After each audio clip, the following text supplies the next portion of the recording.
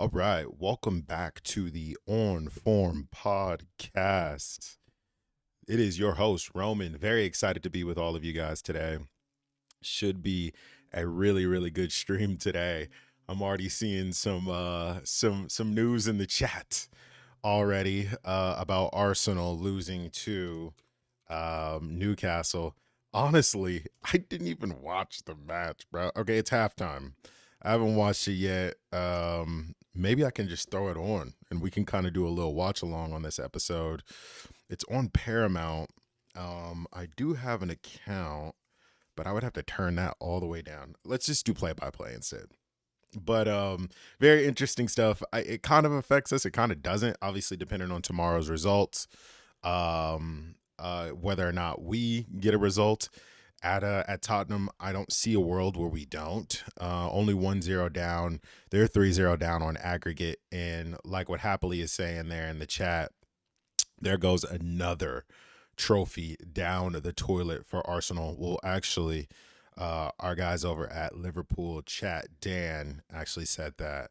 So they get the we beat City and push to Liverpool and chase to Liverpool all season trophy like they typically do. And yeah, man, I don't know what's going on with Arsenal. I think it's very interesting with the whole dynamic, how they do things. Um, their manager, like the whole mentality change. I think it was obviously needed, the whole mentality change, just to get them to the next level. I'm not sure what they're missing now. I guess it's like kind of like authenticity is what we're missing now, right? From this Arsenal side, and like the heritage that you kind of have to earn through winning.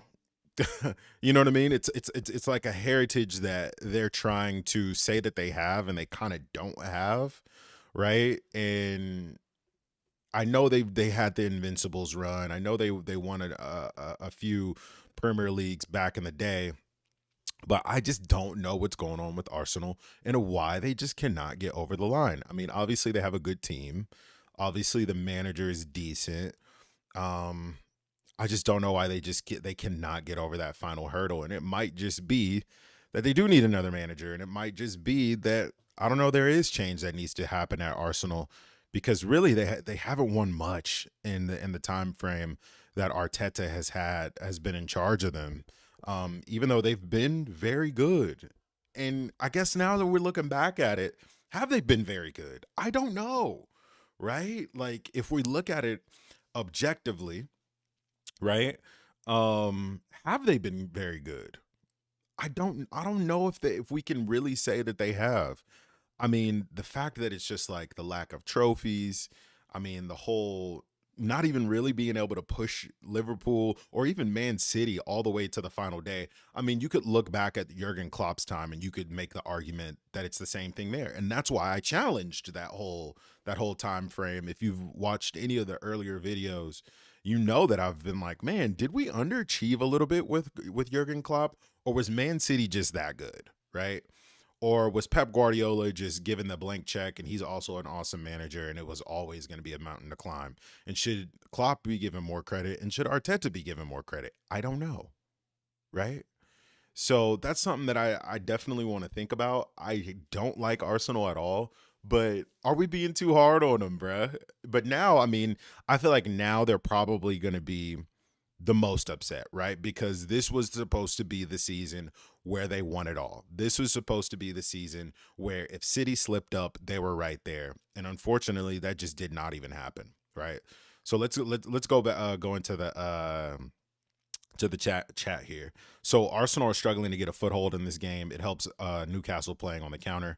Definitely. I mean, Newcastle have one of the most potent counterattacks in the league right now. I'm looking at the possession statistics. It's 70% to 30% and 220 passes to 99 passes. And they absorb pressure and then they break with Isak and Gordon and catch them if you fucking can. Catch them if you can. You know what I mean? They will hurt you on the counter every single time. And that's what makes Newcastle a very dangerous club, especially in one-off games like this. They're just the last club you want to go up against in the EFL Cup. So That's good stuff right there, Happily. And then Happily also follows up with Arteta is stubborn. He won't change formation for a striker. He wants that false nine. And that's another thing. They do need to go out and they needed to spend money on a striker. They did need to go get another Kai Havertz type in Jesus, right? They didn't need to keep building, keep getting defensive midfielders, keep bringing in Rice and Moreno, and they were linked with Zubamendi. It's just like we know what Arsenal need, and that's a finisher. And if they want a versatile forward, Gyökeres is right there. Gyökeres is actually a really good passer of the ball, and his release clause is right there to be had. You pay it, you get him. I don't know why Arteta didn't go all in for him in the summer. But I mean, Gyökeres has had a decent amount of assists as well as goals. So if he wants a forward that has link up play and still has pace, because he's pretty pacey as well, Gyökeres is right there. 22 goals, 3 assists, right? And I'm surprised no one has jumped on this Gyökeres deal quicker than before. And then last season he was on 29 goals, 10 assists. So if you want that link up play, you want the versatility, you want a forward that can connect with your front line, I think Gyökeres is probably going to make the most sense over a Benjamin Šeško, who they were linked with, or over a Ollie Watkins, who is a good forward, but is he on a Gyökeres level? That remains to be seen. Obviously, Gyökeres is playing in an easier league, but the numbers don't lie. You know, he's producing in the Champions League as well. You know, he almost was on 40 goals and assists last year. He's on 25 this year in 19 matches, which is crazy. That signing is right there for him. I don't know why he doesn't go for it. So it's very interesting. I don't know. And then Slot is showing the way by being flexible with the formation and tactics. And it's true. And that's the one thing that I love about Arne Slot, is that not only is he not strict on a specific style of play, he will change the style of play mid-match. That's the coolest shit about Arne Slot, is that he is able to convey a message and have the players execute. And that's the thing. And I say this over and over. There's one thing about having a philosophy. There's another thing about actually executing your philosophy, and being able to do that with a bunch of different types of philosophies is really, really impressive, not only for the manager, but also for the players. That says so much for the players' intelligence of being able to play one way. We can play counterattack if we need to. We also can play tiki-taka. We can also play possession. We can also play low block when we need to. We can play any type of way that Arne Slot needs us to play in these moments. Credit to the players. Credit to Arne Slot for having the genius and really like less of an ego, right, type of thing. Because I think we're in an era of managers where all managers, they want to have this distinct style of play, and we play very unique. And Thiago Motta with the 2-6-2 or whatever he plays, or the 2-8-2, whatever he plays, where he goes across the pitch, and Xabi Alonso with his whole 3-5 or a 3-4-2-1 that he plays. And every young manager wants to have this really distinct style of play, because Klopp had the gegenpressing, right? And Pep had the tiki-taka and the zoning and stuff like that. And these managers, they're like, I want my brand to be big like Pep's, to be big like Klopp's. When really, you just need to be freaking smart like Arne and say, you know what? I may not have all the players that I need to play my specific brand of football, but I do have some really smart players, and we will play depending on the scenario and depending on the opponent. We will adjust even before game, in game, halftime, and then afterwards, and we will learn from those things. And I think Ruben Amorim can take a page out of Slot's book. I think Arteta can take a page out of Slot's book, where he's not set in this way.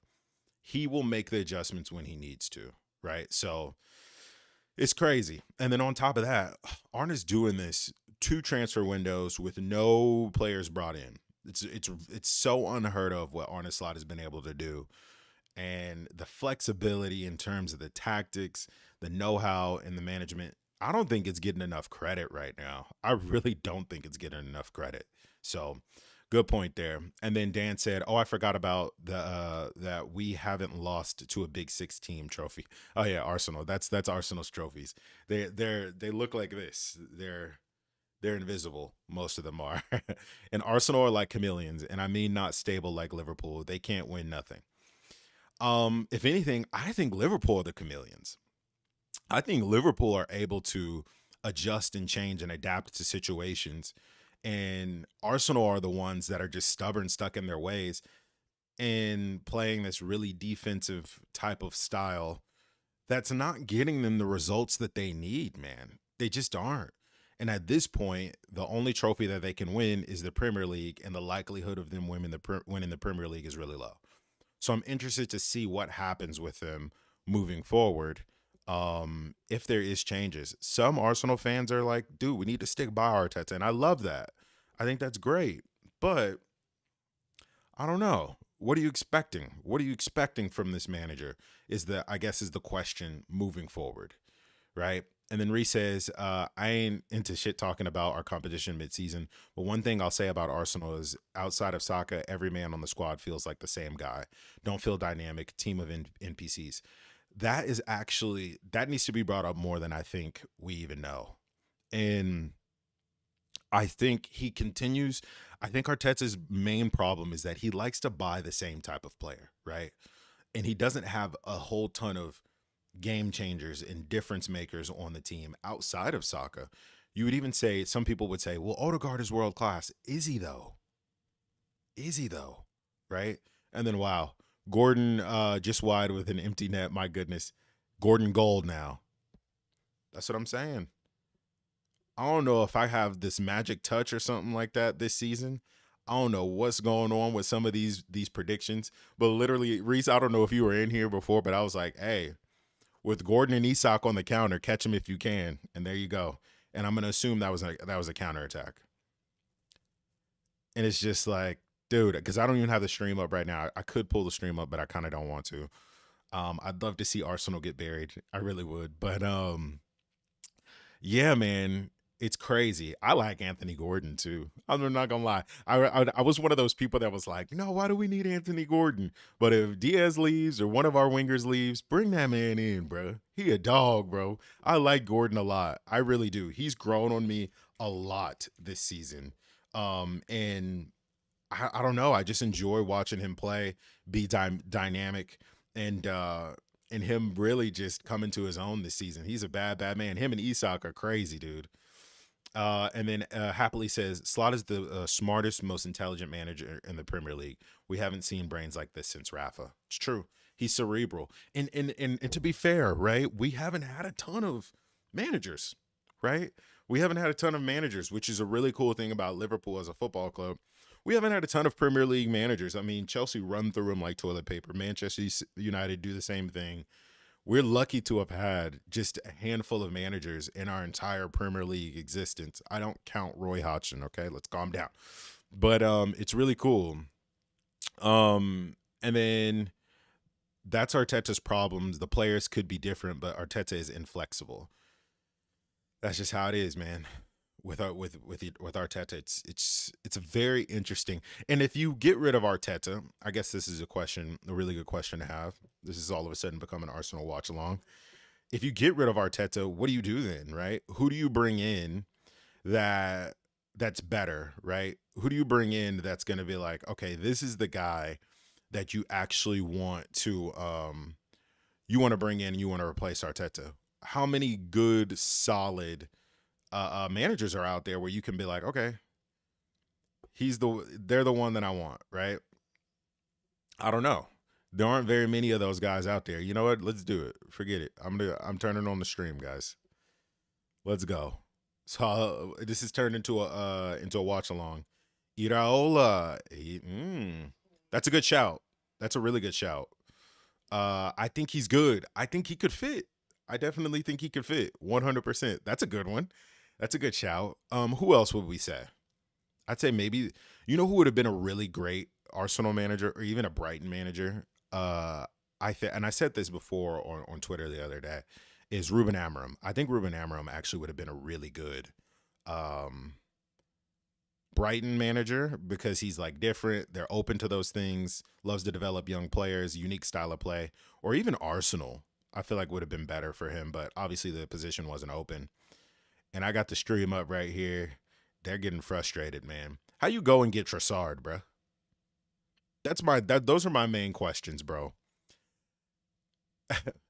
how do you go and get Trossard, bro?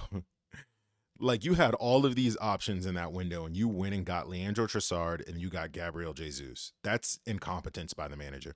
And that's why you have a sporting director. And that's why you have guys that specialize in finding talent that fits the profile of the team, which I love that Liverpool does that. In the one transfer window where we let Klopp kind of have free reign, we saw what would happen.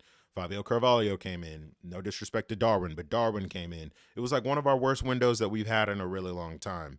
And for me, I think managers, they already have too much shit on their plate. They already are going through so much stuff. They already have a ton of stuff that they need to figure out. Why do they need to be in charge of scouting and transfers and things like that? Right? Obviously, the manager, I think, should have a say in who comes into his squad, but I don't think that should be his main role. I just don't think so. Because then you get situations like this, and it's just like, what's going on? It's weird. Iraola is a very good shout. And then Arsenal, similar to Man United, it's a cursed chalice. I don't think it matters who goes into the job. Maybe this is the best that they can do with Arteta. Tottenham is the same thing. Same thing. Damn. You may have a point there, man. You may have a point, man. Because some of the, like, in Man United's case and then Tottenham's case, some of the best managers that we've seen in the modern era have coached those teams, right? And we look back now, and what seemed like should have been or was a failure, right, actually was not a failure on their ends, of the Mourinho saga at Tottenham, the Mourinho saga at Man United, Conte at Tottenham. Again, very successful managers that weren't able to get anything out of these teams. I don't know.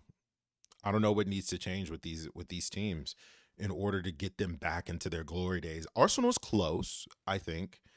But again, it's like I've been saying before, I think it needs to be a change in mentality from top to bottom with Arsenal, from the ownership to the management and down to the fans, y'all. To the fans of, they need to realize we haven't won anything in a long, long time. Yes, we've had some great moments in the past, but that was when Thierry Henry was playing football. Thierry Henry is now a coach and a pundit, okay? We need to get better. We need to keep our heads down. We need to stay humble. and that's what I love about Klopp, is that we were able to have that moment with Klopp where Klopp was able to just absolutely reconstruct the entire mentality of the entire club from top to bottom. He was able to just change our whole outlook and our whole perspective. And he calls it, we just reminded us of who we are, which I think definitely he did that. But I don't know. It feels different. I feel like we're a different club thanks to Jurgen Klopp. And Arteta he's changed things, but he's only made them more cocky. I don't know how. And yet they're like reveling in mediocrity. And I think that's the issue with Arsenal Football Club. It's same, and Tottenham is more of a realistic approach, right? They're like almost no better than Tottenham. I know they talk a lot of shit about Tottenham and it's the whole rivalry and stuff like that. But let's be honest, they haven't won anything really significant in as long as Tottenham really has, right? In the most successful club in recent history in London is Chelsea, right? So, and then Fidel says, Jokers, they've had a whole month and bid $40 million for Watkins and tried to get Morato on loan on deadline day. Have overspent badly under Arteta. And I think that's what it is. I think the Kroenkes are just like, dude, we spent millions and millions of dollars for you to buy the same player over and over. You bought Partey, you bought Rice, you bought Moreno, and then you tried to buy Zubamendi. Why the fuck are you buying 3 center defensive midfielders? Why are you buying so many DMs? And then you bought Timber, who also can play as a DM. Then you bought Calafiori, who also can play as a DM. Like, what is the obsession? Then you bought Alexander Zelenko. I can't remember what his name is, but the Man City guy, the former Man City player, also a DM. Why? What's the obsession with the DMs? What's the obsession with the center backs and the DMs? I don't know. Very strange. Very, very strange. And then you spend money on forwards, but it's the same mold every time. Trossard, Raheem Sterling, Gabriel Jesus, Havertz. Weird. So I think the Cronkies are like, you know what? No. Try to go get someone. We're going to give you $40 million this transfer window. You already spent a whole ton of money. Figure it out. When Ollie Watkins should have been a summer edition if they really wanted to make a difference. So, and then Dan says, my neighbor is an LFC fan, and he said it perfectly. Arsenal are feeling the weight of history. Droughts are hard to end. 21 years is long, and we all know that. We do. I mean, ours was what, 25 years? 26 years before we won something significant? So it takes a complete rehaul from top to bottom in your organization to change things. And it takes time. It takes a long time. So I don't know. I guess the question is, do the Arsenal supporters and the Arsenal board give Arteta that time? But with Klopp, it was different. We were progressively getting better and better and better and better. And it was visible and it was making sense. Versus this is not making sense. Isak's on the break here. Can he get it? He got it. Oh, Rice got it out of bounds. Okay. But Happily says, at Man U, they bought Mourinho a load of odd, old, or just crap players. At Spurs, they did the same and wouldn't listen to his choices. And the same thing with Conte, right? Conte had specific players in mind. I mean, the job that he did at Tottenham is actually really, really understated and huge achievement. And then Fidel says, Ben White for 50 to play center back, and he was so bad, he got moved to right back, and then they bought Timber at right back. That's the stuff that I'm talking about, bro. You've bought like 7 or 8 defenders. Like, what? What? You know what I mean? And then Happily says, now they want Zubamendi. They can have him. I don't want lukewarm choices. I want players that can't wait to come to us. Exactly. And that's why I love Chiesa. And you can see it when he plays. You can see it when Chiesa plays. He's hungry, bro. He wants this bad. And he wants to make an impact in our team very badly. And wants to prove a point. And I haven't seen someone happier to be at a club than Chiesa in a long time. And it makes me feel good that there's still hope in this transfer market where not every player is a prima donna. Not every player wants the world. And that there are players out there that still want to get out there and play for the biggest clubs in the world and have pride while doing it, right? So this is the destruction of Arsenal, man. And I know a lot of people said, oh, Scousers, are you watching? We're coming. No, we're watching. We're definitely watching, bro. And that's what I've been saying all year long from the very beginning. And I know some of you are like, I don't know, Arsenal look good this year. Arsenal is not a threat to Liverpool this year. I didn't believe that last year, and I don't believe it this year. I just don't. There's something about Arsenal. I mean, I would say if Newcastle was just a little bit more fortunate, I'd say they'd be a bigger threat to our throne than anyone. Big physical midfield. 3 of some of the best midfielders in the world, right? With Tonali, with Guimaraes, with Joelinton. And then you got speed demons in Isak and Gordon coming at you full tilt.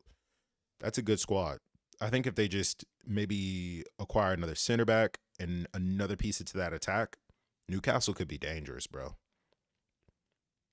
So Arsenal was never a threat to me. And then when I started seeing City kind of fall off a little bit, that's when I was like, I think this one's ours. It's ours to lose. Not saying that it's a guarantee for us to win. Not saying that at all. But it's ours to lose. That if we lose this title, it'll be because we lost the title. It won't be because they won. That's what I truly believe this year. And then Reese says, these London clubs buy and buy and buy themselves into really weird positions. All 3 have different flavor of the same problem. That's actually a really good point. That's actually a really, really good point. Yeah. Because Arsenal I didn't realize that how overbloated the squad is with Arsenal, but only in specific areas. In defense, in midfield, in defensive midfield, to be specific. They're light in everywhere else. And then Chelsea is the same way. They're just bloated everywhere, right? And then Tottenham, extremely light in defense.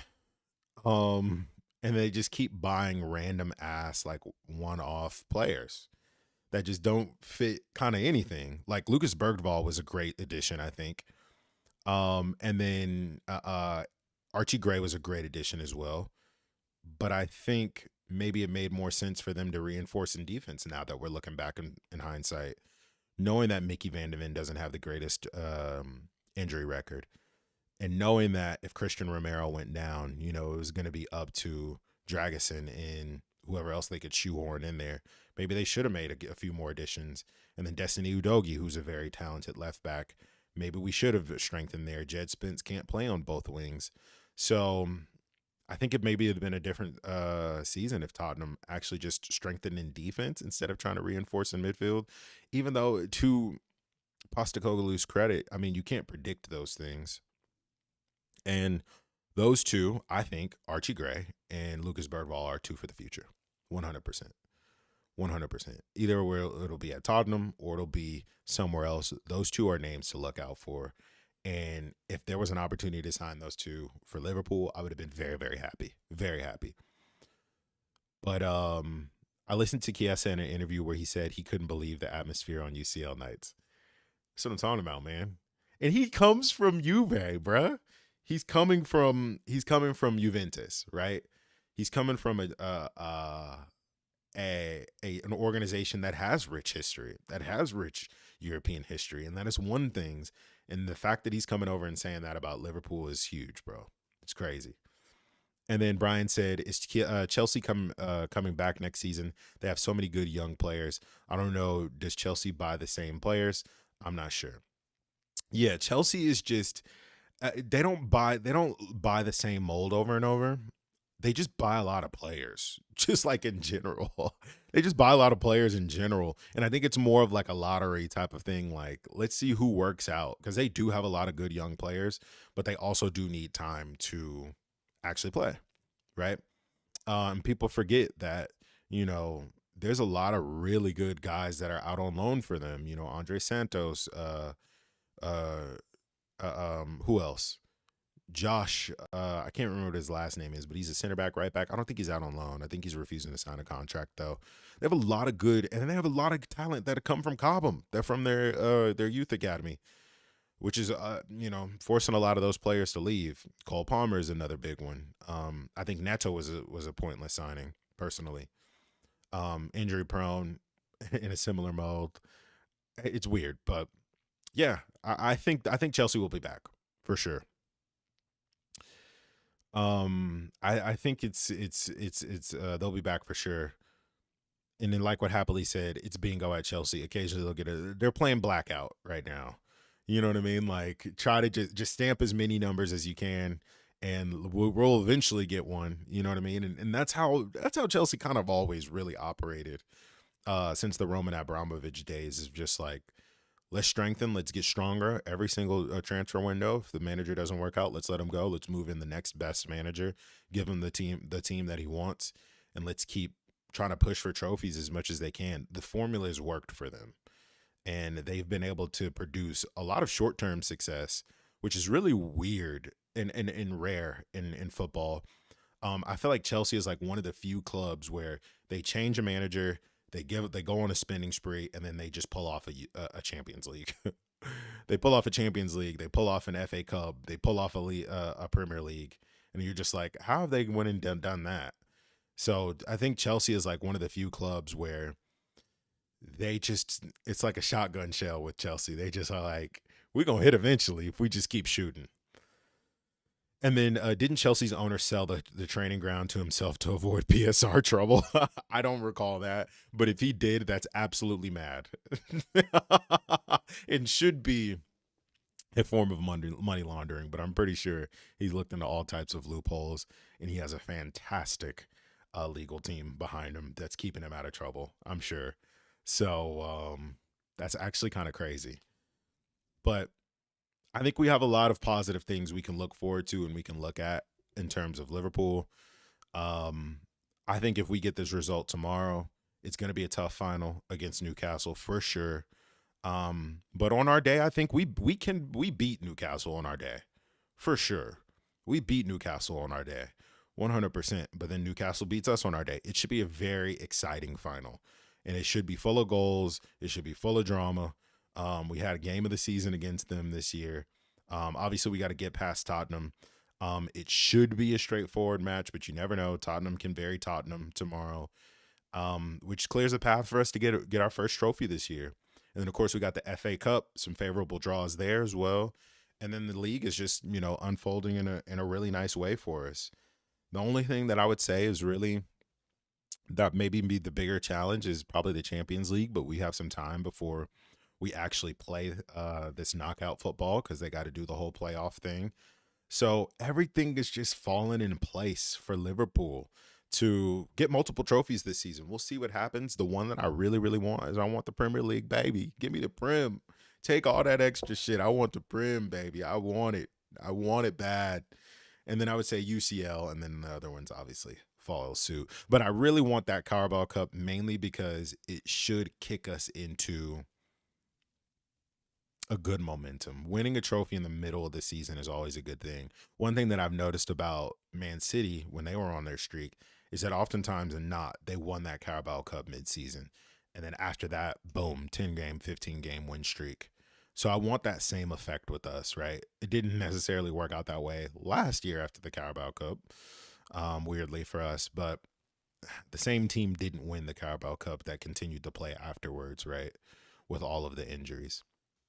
And then Fidel says, Chelsea are the OKC Thunder. Lots of young talent, but no veteran. Arsenal are the 76ers, but they haven't really realized the process doesn't work. That is true. Very, very true. I'm trying to see who Manchester City are. New kids on the block, just selling a bunch of, buying a bunch of players. I don't think there is an equivalent in the Premier League. Is there, huh? I'd say maybe the Lakers, but the Lakers have too much heritage and history for them to be Man City. Maybe the Brooklyn Nets once upon a time when the Nets had all that money and were buying all those players, and they're not so much these days that they do those things anymore. Maybe the Miami Heat. I don't know. But Dan with Liverpool chat said, we drew with Newcastle, but that was our fault. That's true. Very exciting game, though. So I'm really looking forward to playing them in this next round. Very, very looking forward to it. I love playing Newcastle. It's always a very fun game. And we go at each other. We try to kill each other, which I love. Hopefully we get a Darwin masterclass. And then Fidel said, training ground, hotel, the women's team, not much homegrown talent left. Betting Reece James and Colwell, which is really weird because they have a really great youth academy. Probably the best in England. I'll say that. And I'll give them credit for that. Chelsea probably have the best youth academy in England right now. They just produce talent after talent after talent. City is up there. Obviously, we're up there with Trent, Connor Bradley, and things like that, but not as potent as, the Chelsea and the Manchester City youth academies are looking right now. So we have some work to do, and I think our youth academy has to get better. It definitely has to get better, where we have more guys that break into the first team and not like, oh, he made his first appearance at so-and-so age, and then we never hear from him again. I want another Trent. Give me another Trent. Give me another Harvey, right, to a degree. I know Harvey was more of the Fulham Academy than our academy. I want to see Rio take next steps, bro. I want to see him get into this first team and actually make an impact and make a difference. And I really enjoy EPL, MLB comps. I think there's a ton of them.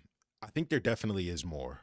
There's definitely more, mainly because there's really no like salary cap in the in MLB, right?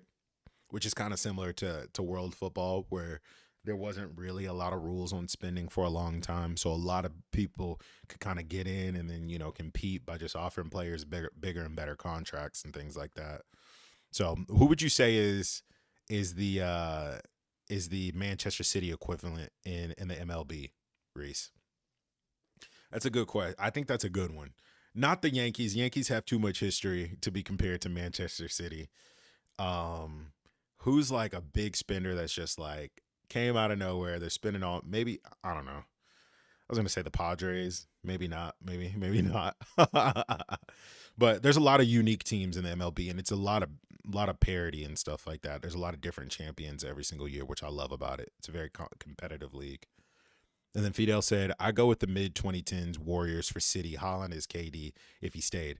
That's a good comparison, actually. That's a good comparison. But the thing with the Warriors is that they low key built that before they went and got KD. Like, KD obviously was that like that's not fair type of signing. But I mean, Steph was drafted, Clay was drafted, Draymond was drafted. You know what I mean? They built that from kind of from the ground up there, and then just went and got that crowning piece with KD at the top. And then Reese says, easy answer is the Dodgers because of the spending, but City don't have the history. I could compare City to both the Dodgers and the Astros. That's a good comparison. Arsenal or the Phillies. They got that one championship, bro, and they've been riding that thing till the wheels fall off, bro. I'd say maybe an NFL comparison to Arsenal is maybe the Buffalo Bills, bro. The Bills. In current day. The Bills fans, they think they are so fucking good, bro. They think they're much better than they are. They think that they're this unstoppable team that it's only a matter of time before Josh Allen brings it home for us. And just like, you guys keep joking, you can't beat the Chiefs, bro. Mahomes is too good, bro. Mahomes is too good. And then Reese says Liverpool or the Red Sox, but for more reasons than just the ownerships. Absolutely. Tons of history. Moneyball, obviously. Ownership, obviously. And really cool fans that don't take shit and be pissed off at the ownership all the time. So I think that's a good comparison for sure. Couldn't stop my Raptors though up north. Let's go. I didn't know Dan was an NBA fan. Yeah, The Raptors are a cool organization as well. It's very interesting how they just randomly just won a title. The Raptors are like Leicester or something like that. Just like this is a random ass organization just winning stuff, and they just randomly will just go on streaks and win stuff. I'd say OKC is more of like a Brighton, where they have a ton of young talent, really good contracts, move a lot of those players on for more young pieces. Not a huge market. Also, both wear blue. And then Happily says, I was going to say the Dodgers, but then I realized I don't know anything about baseball. I don't know a ton about baseball either, I'll be fair.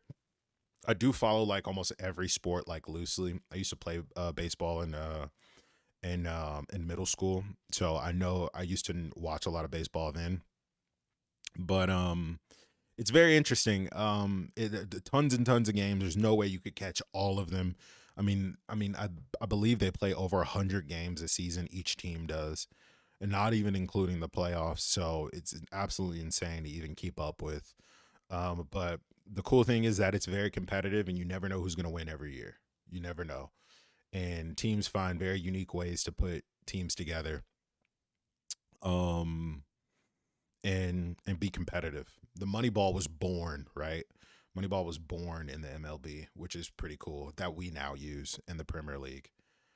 It was born from the A's, who could potentially be coming to Las Vegas. So that should be really cool.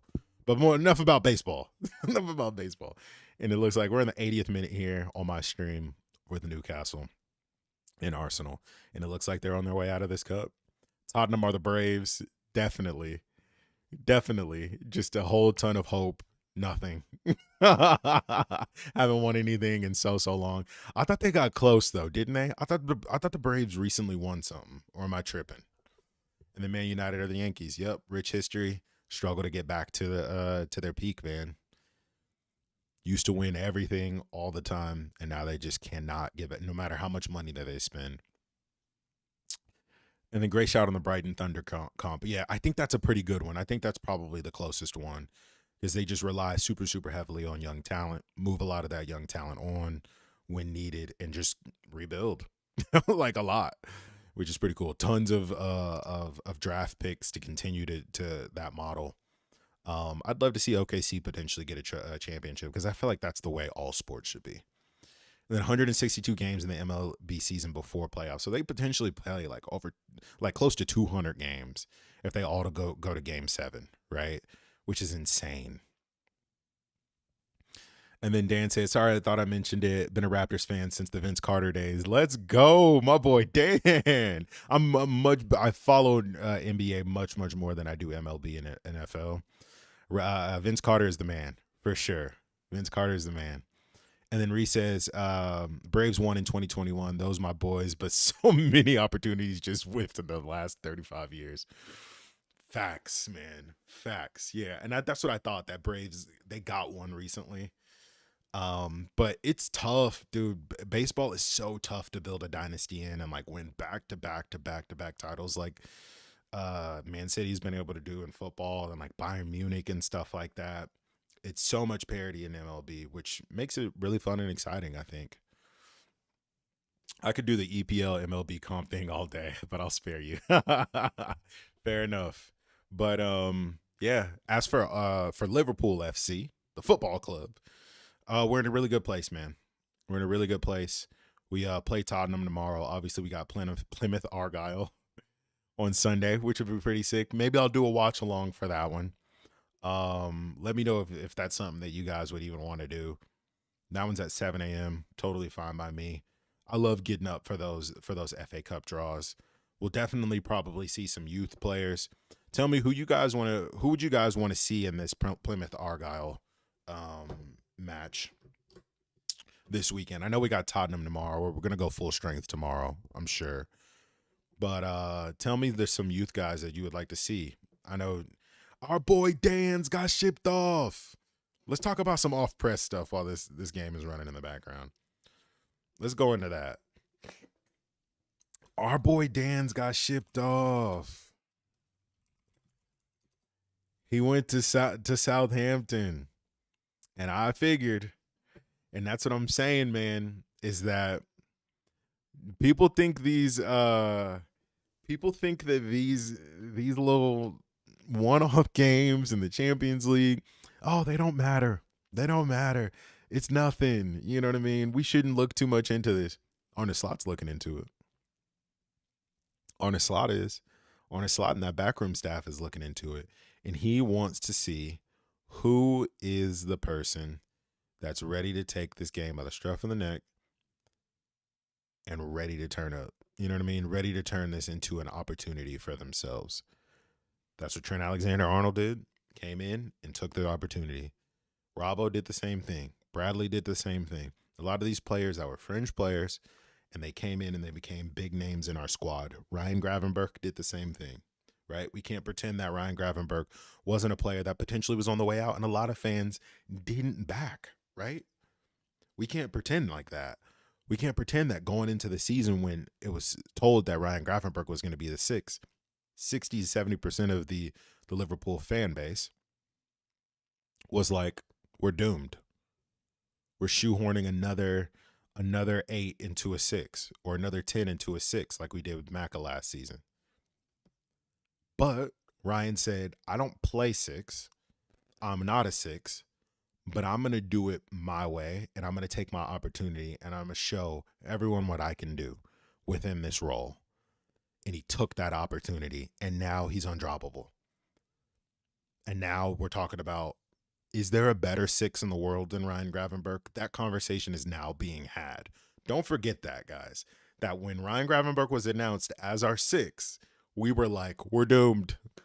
It's Super Mindy or nothing. What are we going to, Ryan Gravenberch is going to play 6 all season? Okay. But now look, and that's what I'm talking about. Now, if Dan's would have came in and scored a hat trick, which I know is like a whole different other story, right? But if Dan's would have came in and had an impressive display and even just got a goal, right, and just looked hungry and was after it, I think he'd still be at this club. And without a doubt, happily, Dan's is going to be back next season. He's an outstanding finisher and has a nose for goal, and I want to see him succeed. But unfortunately, that 90 minutes just didn't looked really, really ugly for him. Mainly because the spirit dropped, the head dropped, and you never want to see that as a manager. When things aren't going your way, you kind of give up. You don't want to see players give up, right? Mid game. And I think if he just would have had another outstanding performance, I think he'd probably still be at the club fighting for a position, especially with Jota being in and out of the squad. And that's one thing that I really, really want to key in on with Dan's. Jota is in and out of the squad right now. Arne Slot actually needs a forward right now. The fact that he's sending Dan's out in this moment says a whole ton about where he thinks Dan's is in terms of his development. Because we actually do need a backup forward right now. Right? And that's what I'm talking about. Exactly, Happily. It looked that ugly for everybody that was on that pitch. And that's what I'm talking about in terms of I want a youth player to step up and be the next Trent, the next Connor Bradley, the next, you know what I mean? Like, give me something I'm like, oh shit, where did this kid come from? You know what I mean? I thought that was Trey and Yoni. I did. I thought that was Trey. But he had a quiet match last match as well.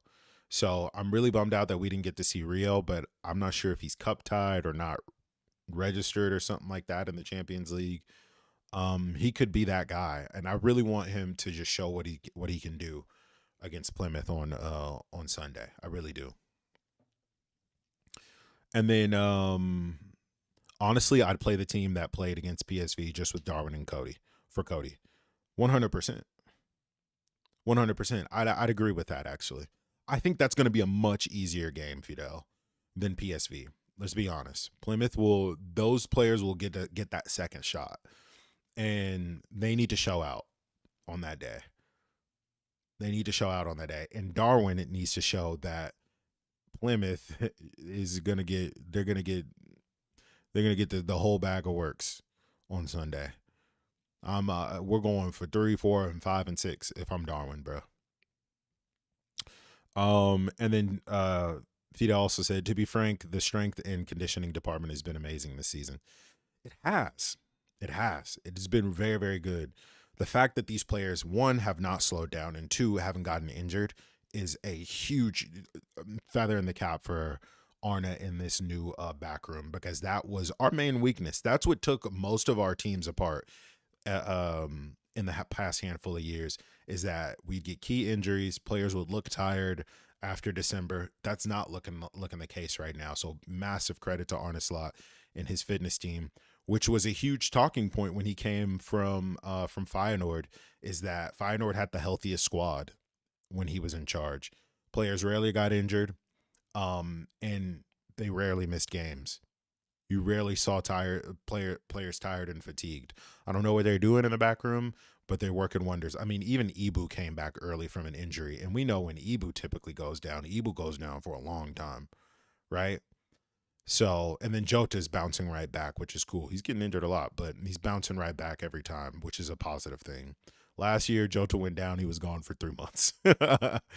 But if Jota gets sold before Nunez, I want the credit. You will definitely get the credit, Reese, because I think you're probably one of the only people that's like seeing this whole rebuild coming more than anybody did. I mean, you opened my eyes to it, and why contracts aren't being signed and players aren't being signed, and why they're waiting for this market, one, to calm down, and two, for summer where players aren't going to be as expensive. There's going to be players that are going to be out of contract. A lot of things are going to be happening this summer. And for people that are saying, we heard this before, all right, keep the same energy this summer when it is a big summer. And I want people to keep the whole FSG out kind of thing and all that stuff when huge additions do come in, because I think they will. There will be massive changes this summer for sure. And I think Jota is gone in the summer for sure. His fitness is so inconsistent. I wonder if Ben Doak comes back. I think Ben Doak does come back. He's had a really solid season at Middlesbrough, and he's also doing really well in international football as well. I do hope he comes back and he gets an opportunity. Maybe not so much to take Salah's place, but to be an option there, right? He's good. Too young to play in the UCL. I think you have to be 18. I did not know that. So does Yamal not play? Does Yamal not play for Barcelona? Because I thought Yamal was only 17. And then maybe Chiesa through the middle. That's a potential because Chiesa can play anywhere across that front line. That's what I love about Chiesa as well. He's actually very versatile. Where some of the other forwards that we have that like they can play on the right side in the middle, but we'd prefer them not to, like Gakpo and Diaz to a degree, right? Chiesa can actually play as a forward and actually play as a right winger and be serviceable, right? Which is what I love about him. And then Dan says, I really like that the little coffee shop that they have in the training ground now. It looks so relaxing. You see those players there all the time. And I think it's helped Mo become more of a leader, which is very interesting. We're seeing so much more of Mo's personality come out this season, and it continues to just grow, and we continue to see it more and more. I think this is the most we've ever seen Mo talk like in his entire Liverpool career. And I think it's thanks to that coffee shop. And they've been able to build, you feel like there's like a different spirit about this Liverpool team that they actually kind of like each other now this season. And we're seeing new friendships pop up. We're seeing, Curtis Jones and Szoboszlai and Trent get really close, and Sabo and Trent get really close, and Tsimikas is loved by everyone, and then Ibu, right? A lot of these players are getting really, really tight, and they've been able to kind of welcome Chiesa into this like pseudo family that they got going on. You can see in the inside Anfield and inside training and things like that. It's really, really cool to see the team just come together. And what's interesting is that you rarely see Arne Slot in a lot of those training footages. He's like never around. I'm like, where is dad? You know what I mean? But the players seem to respect him more so than love him, which I think is a positive thing. I think Klopp had a little bit too much love and not enough respect amongst the players, because I do think that there needs to be a balance in football. Because I'm a strong believer in familiarity breeds contempt sometimes in athletics, where when players, they've been with you for so long, they know they're getting picked, they know there's guarantees, they know you're kind of their favorite, they can stop performing at the highest level. And I think Arne has been able to do a really good job of keeping the standard really high and making sure everyone understands and knows that your place in the team, it doesn't matter if you're VVD, Salah, or Trent. If you don't perform, you won't play. It's that simple. But if you do perform, I'll play you every game. Look at Ryan, right? His legs are going to be jello by the end of this season. And then Reese says, Ben Doak is such an LFC type player. His highlights make me itch. Love the kid. Ben Doak is such an animal, bruh. I love him. I actually do really, really like Ben Doak a lot. And I really want to see him succeed. I think he's the next kid out of La Axa is what I call it. And I hope he does get a prolonged run in this side, because his dribbling is out of this world. Him and Rio, could you imagine Ben Doak and Rio on the right and the left wing just coming after defenders all game long, feeding it into a deadly forward, Isak? Okay. I saw that. I saw that rumor. If we get Isak, bro, it's game over, my boys. But the likelihood of that actually being a real thing is completely, I'm not buying it all the way. That was an indie report. If you guys know who Indy is, you guys know what's good. Sometimes he hits, most of the times he miss. So, but we'll stay on maybe for these last 9 minutes of this match. Maybe not, because this one looks like it's a foregone conclusion. But those are the main things that I wanted to talk about. This is like turned into an impromptu watch along for this one. Yeah, maybe we stay on. We'll stay on and keep watching this match real quick. And it looks like, oh, that's a card. MLS, Miles Lewis Skelly.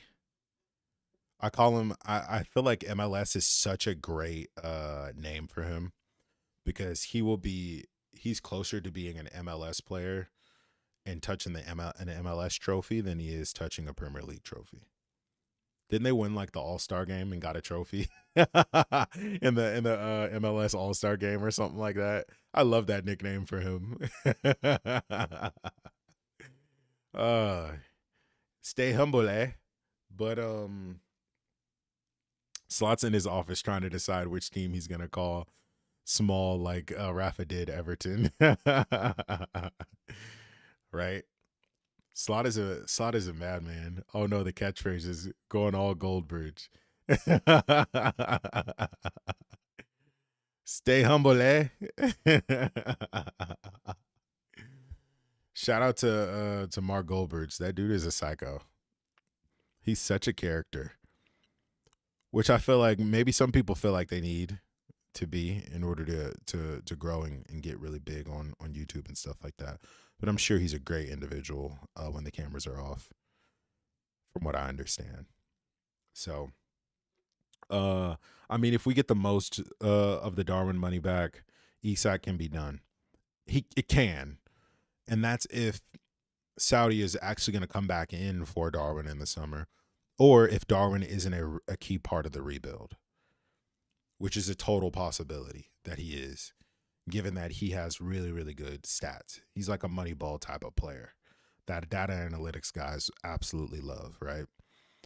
But from what I'm thinking is that it was either going to be Darwin, John Duran, or I can't remember who else that Saudi offered as forwards, and they went with John Duran, right? And then they kind of just like, all right, we're good. We kind of don't want Darwin anymore. You never know, but if we get 70 to 77 million back for Darwin, that makes the Isak deal definitely possible. But here's the thing that a lot of people talk about with trying to pursue Isak, right? Who says that Newcastle want to sell him? Right? I know a lot of people keep talking about, we need to go get Isak. Every team's like, we need to go get Isak. We need to go get Isak. Bonyface, thank you. Thank you, Fidel. So those are the three forwards that they were just like heavily linked to around the same price, right? So it had to have been, we want a forward. These are the three forwards that we want. We either want John Duran, we want Boniface, or we want Nunez. All three in a very similar mold, right? Big, athletic, pacey attackers with hell of a shots, right? A lot of shot power. So, look at Guimaraes being a shithouse. And then Dan with Liverpool chat says, my mate who is a United fan calls us Liverpool. The jealousy is real. Or Liver Nord calls us Liver Nord. The jealousy is real. He has PTSD from Dutch managers. Yeah, I'll take Liver Nord. Feyenoord love us, bro. We love Feyenoord. we got a special bond with them now. Them and Dortmund, bro. That's the difference. That's the difference between Liverpool and the rest of these other clubs. Is that when we get managers from other teams, we respect. It's a respect thing, and their supporters, they respect us. Our supporters respect them when we go and get their legendary managers and their managers that have had great relationships with them. It's a respect thing, right? Versus when they go get managers, it's a disrespect thing. They disrespected Porto, right? Chelsea disrespected Brighton when they went and got Graham Potter. You know what I mean? It's a disrespect kind of thing. Man United disrespected Ajax. There's no great relationship there, right? So that's, for me, that's the difference between these other clubs that are moving and the way that we move, right? We move with integrity. We move with heritage. We move with honor and respect and things like that, where it's not necessarily the case. Where we go get players from other clubs and we go get managers from other clubs, and it's a great relationship. Red Bull have a great relationship with us that we can continue to come back and shop there. Southampton have a great relationship with us where we can continue to do that as well. Maybe not so much last season with the whole Lavia debacle. Trippier and MLS getting into it. I heard MLS is a little piece of shit. I heard he's very, very cocky. Trippier is telling him to calm down and to respect. Got off. Is it open? Ooh, almost.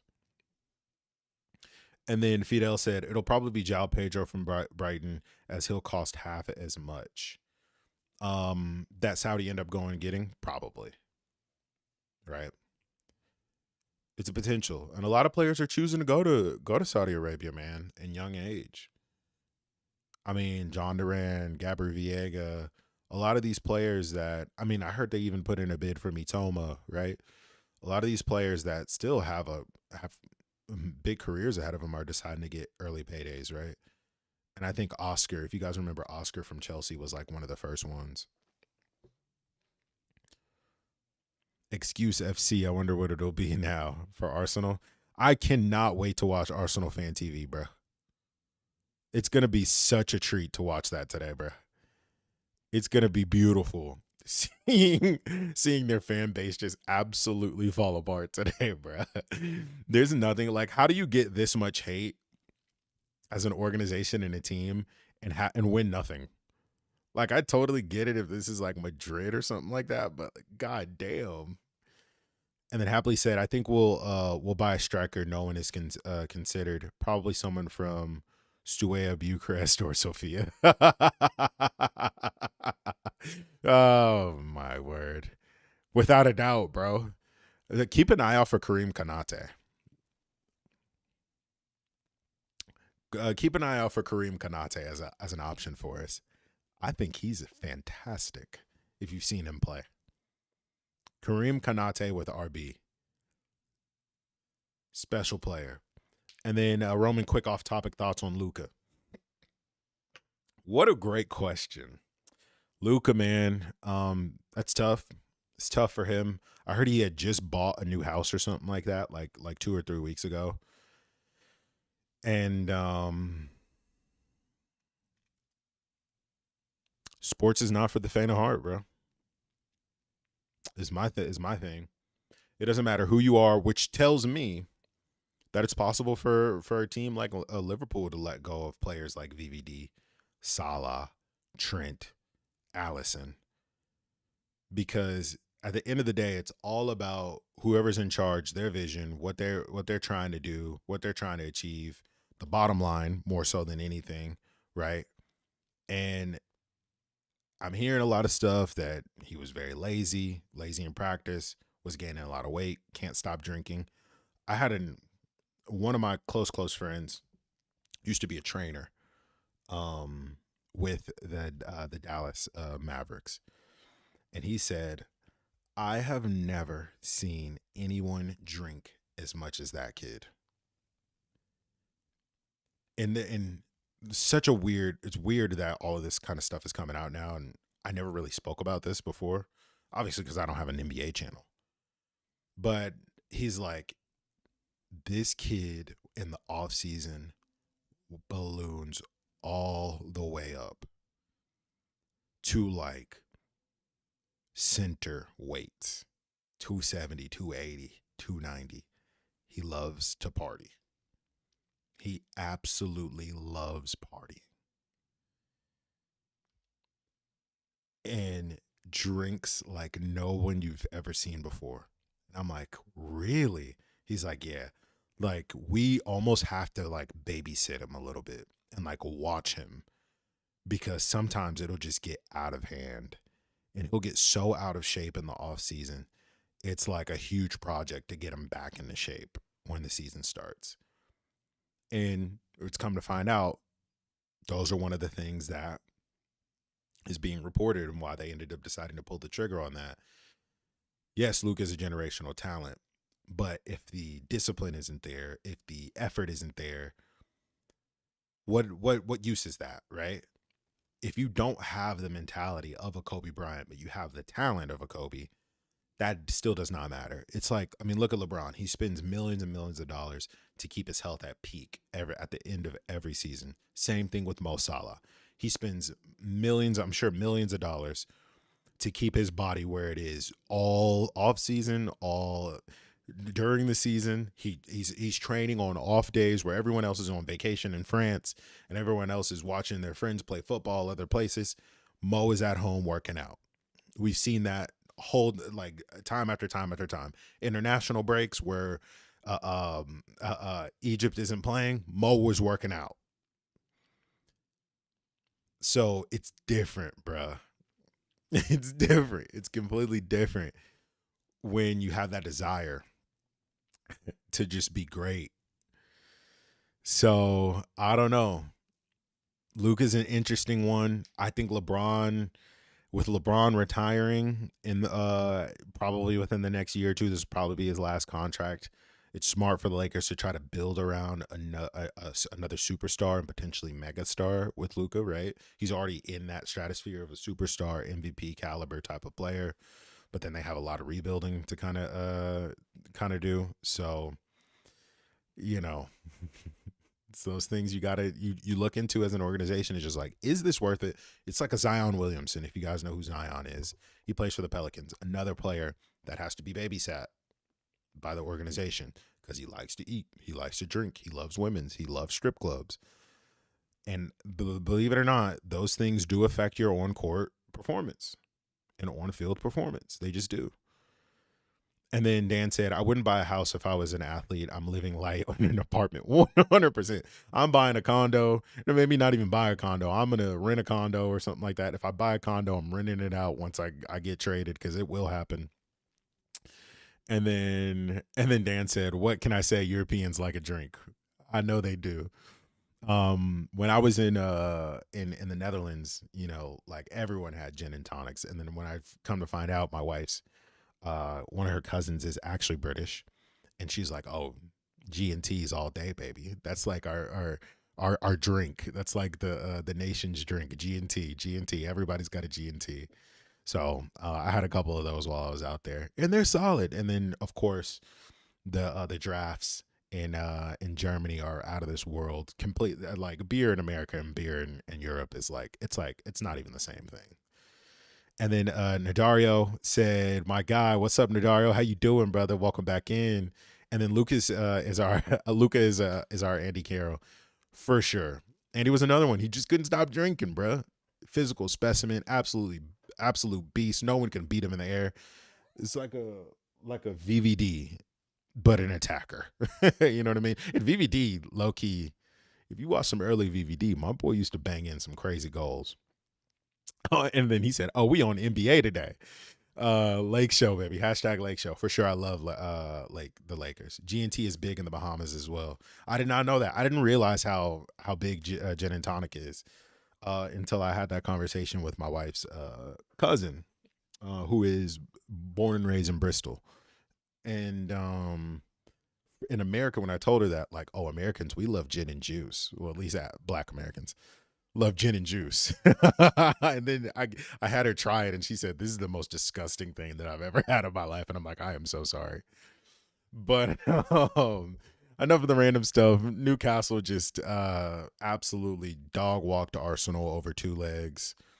Sad to see, but very, very not sad to see at the same time. G&T with lime, former British colony, so that's probably why. Totally a possibility. I love learning about these types of things when you guys bring them up. But I'm going to wrap up the podcast here today.